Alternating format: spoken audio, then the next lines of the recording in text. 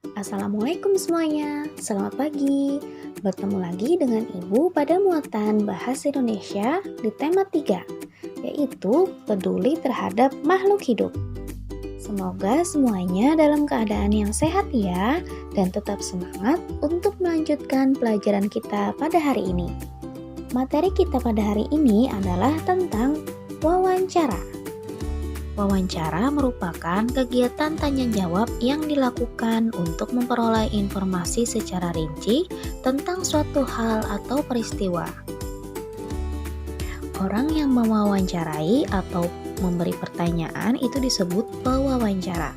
Sedangkan orang yang diwawancarai atau orang yang menjawab pertanyaan disebut dengan narasumber. Berikut ini adalah hal-hal yang harus kamu lakukan sebelum melakukan wawancara.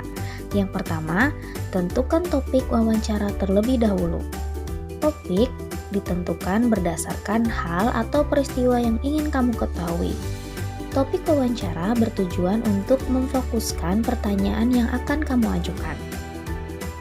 Yang kedua, buatlah daftar pertanyaan yang akan kamu ajukan saat wawancara. Dan yang ketiga, kamu harus menentukan narasumber yang akan diwawancarai. Saat wawancara, lakukan hal-hal berikut ini. Yang pertama, mulailah pembicaraan dengan sapaan yang ramah dan perkenalan diri. Yang kedua, ajukan pertanyaan dengan jelas dan juga menggunakan bahasa yang santun. Yang ketiga, catatlah jawaban yang dijelaskan oleh narasumber.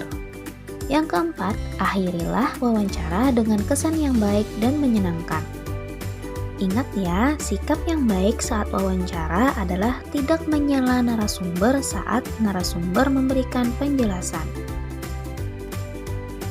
Sebelum melakukan wawancara, kamu harus membuat daftar pertanyaan terlebih dahulu. Pertanyaan yang diajukan bertujuan untuk menggali informasi secara rinci tentang suatu hal atau peristiwa. Pertanyaan wawancara dibuat seperti pertanyaan pada umumnya, yaitu menggunakan kalimat tanya, seperti apa, di mana, kapan, siapa, mengapa, dan bagaimana. Jika kita singkat menjadi Adik Simba. Apa berfungsi untuk menanyakan hal atau peristiwa yang terjadi. Kata apa dapat digunakan untuk mengawali wawancara, yaitu menanyakan hal yang bersifat umum. Di mana berfungsi untuk menanyakan tempat kejadian peristiwa.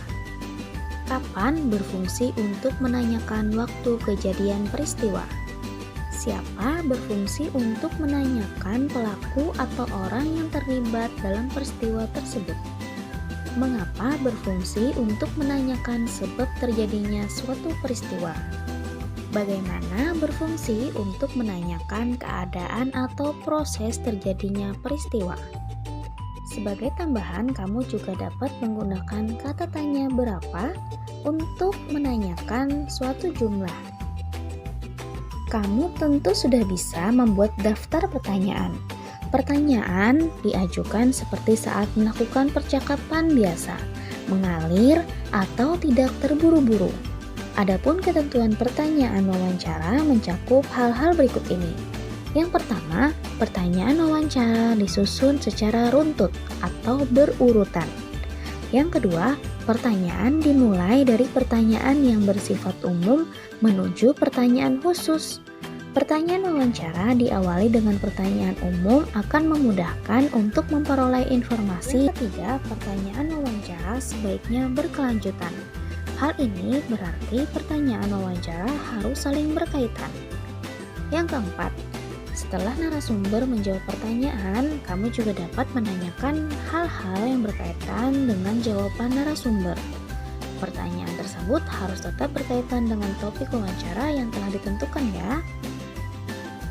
Alhamdulillah, itu tadi adalah pelajaran kita pada hari ini, yaitu tentang wawancara.